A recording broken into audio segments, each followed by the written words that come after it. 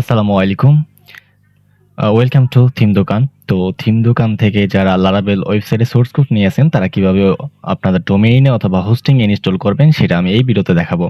তো ফার্স্ট টাইমে আপনারা ৩ টি ফাইল পাবেন অর্ডার করার পরে। এই ৩ টি ফাইলের ভিতরে একটি হচ্ছে লগইন ইনফরমেশন, একটি হইলো এসকিউএল ফাইল, একটা হইলো জিপ ফাইল। তো জিপ ফাইল যেটা এটা আপনার ডোমেইনের ফাইল ম্যানেজার হোম ডিরেক্টরিতে আপলোড করতে হবে। তো তার জন্য আমরা কি করব, চলে যাব আমাদের সি প্যানেলে। সি প্যানেল অথবা এইচ প্যানেল বা যে প্যানেলই হোক না কেন, সেই প্যানেলেই যাবেন। যাওয়ার পর ফাইল ম্যানেজার নামে অপশন যেটা আছে এটাই ক্লিক করবেন।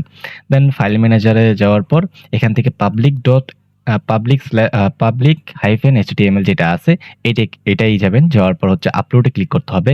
আর আপনি যদি সাবডোমেইন ক্রিয়েট করে থাকেন তাহলে সাবডোমেইন এখান দেখতে পাবেন নাম দেখাবে, সেটাই ক্লিক করে দেন একই সেমভাবে আপনি আপলোডে ক্লিক করবেন। আপলোডে ক্লিক করার পর এখানে সিলেক্ট ফাইল নামে একটা অপশন আছে, এখানে ক্লিক করবেন। করার পর আপনার যে ফাইলটি আছে, যে জিপ ফাইলটি জিপারের মতো একটা আইকন দিয়ে ১০০ র উপরে এটার এমবি সাইজ রয়েছে সেটা এখানে আপলোড করে দিবেন। দেন এটা আপলোড হওয়া শুরু করছে। এই ২ এমবি আপলোড হয়ে গেছে অলরেডি। তো এটা আপলোড হতে থাকুক ১০০ পর্যন্ত। তার পাশাপাশি আমরা একটা কাজ করে ফেলি, সেটা হচ্ছে সি প্যানেলে আমরা এগেইন যাব। যাওয়ার পর আমরা একটা ডাটাবেস ক্রিয়েট করব। ঠিক আছে? ডাটাবেস ক্রিয়েট করার জন্য আমরা চলে যাব ডাটাবেস উইজার্ড, অথবা আমরা এখানে সার্চ করতে পারি ডাটাবেস লিখে। দেন এই যে ডাটাবেস উইজার্ড যেটা আছে এখান থেকে যেতে পারি, অথবা সার্চ করে যেতে পারি, অ্যাজ ইউ উইশ। ওকে, আমরা এখান থেকে মুশফি লিখে একটা ডাটাবেস ক্রিয়েট করব। আমি জাস্ট মুশফি দিলাম এবং এই নাম যেটা সামনে দেখতে পারতেছেন এটা হচ্ছে আপনার মেইন ডোমেইনের অনুসারে তার একটা নাম দিয়েছে, এটা আপনাকে মাস্ট ব্যবহার করতে হবে। দেন এই যে এখানে দেখতে পাচ্ছেন ডাটাবেসের যে নেমটা আছে এটা কপি করে দেন একটা নোটপ্যাড নেবেন, এই নোটপ্যাডে রেখে দিবেন। এই যে এটা ডাটাবেস, এখানে একটা স্পেস আছে, স্পেসটা সরাইয়ে দিবেন। দেন হচ্ছে যে এটা ডাটাবেস, এবং ডাটাবেসে ইউজার নেম আমি একই দিব, এই মুশফি দিব। দেন হচ্ছে পাসওয়ার্ড, পাসওয়ার্ড আপনার মন মতো আপনি দিয়ে দিবেন। ধরেন আমি দিচ্ছি মুশফি। দেন কিছু ক্যারেক্টার ইউজ করে আমি এটা দিয়ে দিলাম। এটা ম্যাচ করতেছে না। আচ্ছা,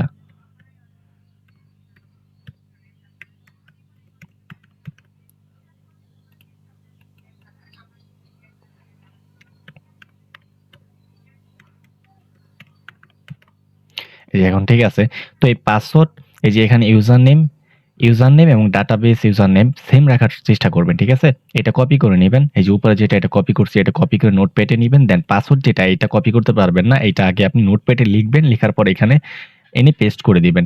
আমি এটা লিখলাম না কারণ আমার সিক্রেট পাসওয়ার্ডটা, যার কারণে আমি এখানে লিখলাম না। আপনি পাসওয়ার্ডটা লিখে রাখবেন। এইখানে যে পাসওয়ার্ডটা দিচ্ছেন সেম এই পাসওয়ার্ডটা আপনি এখানে লিখে রাখবেন, যাতে আপনার পরবর্তীতে এখান থেকে কপি করে নিয়ে কাজ করতে পারেন। দেন আমরা ক্রিয়েট ইউজারে ক্লিক করব। তারপরে এখানে অল প্রোবাইলিস এখানে ক্লিক করব। দেন আবার নো থ্যাঙ্কস এ ক্লিক করি আগে। দেন এখানে তারপর নেক্সট স্টেপ, হ্যাঁ? এখানে অলে ক্লিক করে আমরা নেক্সট স্টেপে ক্লিক করব। দেন এখান থেকে আমাদের যে ডাটাবেস ইউজার নেম এবং ডাটাবেস ইউজার নেম এবং জাস্ট ইউজার নেম সেম, এই দুইটাই সেম। ঠিক আছে? এবং লাস্টে যেটা আছে পাসওয়ার্ড, এই পাসওয়ার্ডটা আমি দেখাবো না, এই পাসওয়ার্ডটা আমার মনে মনে আমি রাখছি। দেন আপনারা এটা লিখে রাখবেন যাতে আপনাদের সহজ হয়, কারণ এই ভিডিওটা অনেকেই দেখাবো, যার কারণে পাসওয়ার্ডটা আসলে শো করা পসিবল না। তো আমরা কি করব, এখন ডাটাবেসটা আপলোড করব। ডাটাবেস আমরা ক্রিয়েট করছি, তো এখন আপলোড করার জন্য এই যে পিএসপি মাই অ্যাডমিন নামে একটা অপশন আছে, এখান থেকে যেতে পারি, অথবা এখানে সার্চও করতে পারি পিএসপি মাই অ্যাডমিন। এই যে এখানে যাব। যাওয়ার পর হচ্ছে যে আমরা একটা ফাইল, ২ টা ফাইল দিয়েছি। এই যে এখানে যে ফাইলটি আছে, এই যে স্কোয়েল ফাইল, এই ফাইলটা আমরা এখান থেকে আপলোড করে দেব। জাস্ট একটু ওয়েট করতে হবে আমাদের। এই যে আমরা লেফট সাইডে দেখতে পারবো যে স্কিল আপ, হ্যাঁ, ডব্লিউ, তারপর হাইফেন মুশফি। মানে আপনাকে টার্গেট করতে হবে যে লেফট সাইডে আপনি যেটা দিছেন, এই যে এখানে জাস্ট এতটুকু নাম, এই যে এতটুকু হচ্ছে আপনার ডাটাবেসের আইডেন্টিটি। ঠিক আছে? এটা আপনার ফাইন্ড আউট করতে হবে যে এটা আসলে কোথায় আছে। দেন এটা ক্লিক করবেন। করার পর হচ্ছে যে আগে ফার্স্ট টাইম এটা ক্লিক করতে হবে। করার পর হচ্ছে যে এখান থেকে ইম্পোর্ট নামে একটা অপশন আছে, কারণ এখানে নো টেবল দেখাচ্ছে, কিছু নেই, যার কারণে আমরা ইম্পোর্টে ক্লিক করব। ইম্পোর্টে যাওয়ার পর আমরা আমাদের ফাইলটি এখানে সিলেক্ট করব। একটু ওয়েট করতে হবে, আমার নেটওয়ার্ক ইস্যু। দেন এখানে চুজ ফাইল, এই যেখানে দেখতে পারতেছেন চুজ ফাইল, এইখানে ক্লিক করব।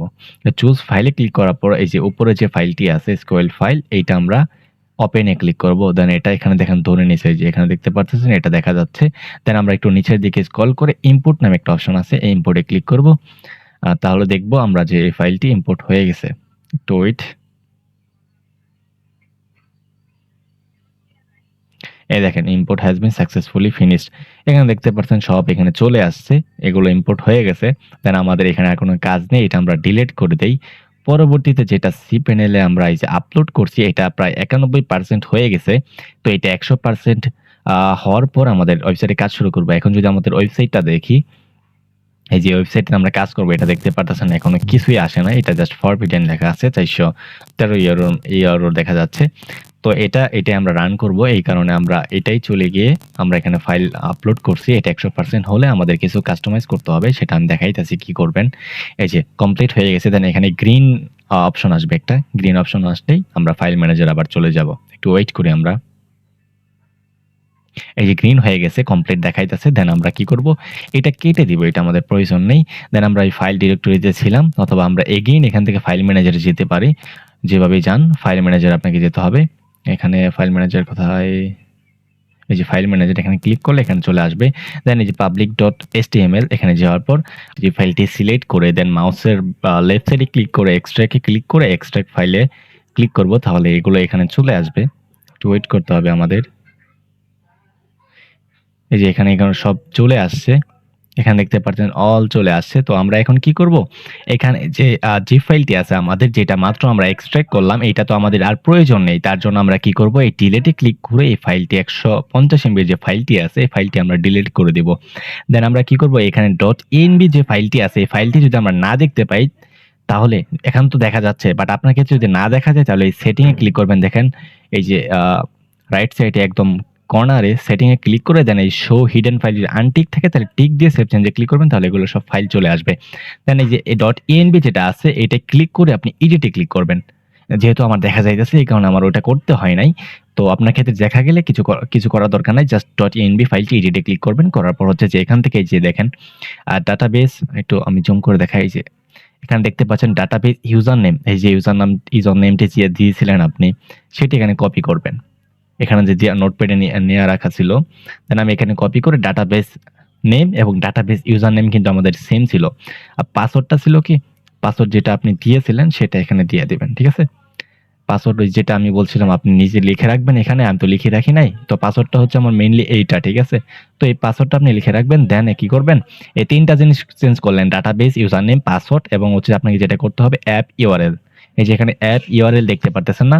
এই অ্যাপ ইউআরএল কি করবেন? আপনার যে ডোমেইনটা আছে সাবডোমেইন হোক, মেইন ডোমেইন হোক যেটাই হোক না কেন সেটার সম্পূর্ণ আপনার ডোমেইনের ইউআরএলটা কপি করবেন। করার পর এখান থেকে https থেকে শুরু করে .com পর্যন্ত এখানে রিপ্লেস করে দিবেন।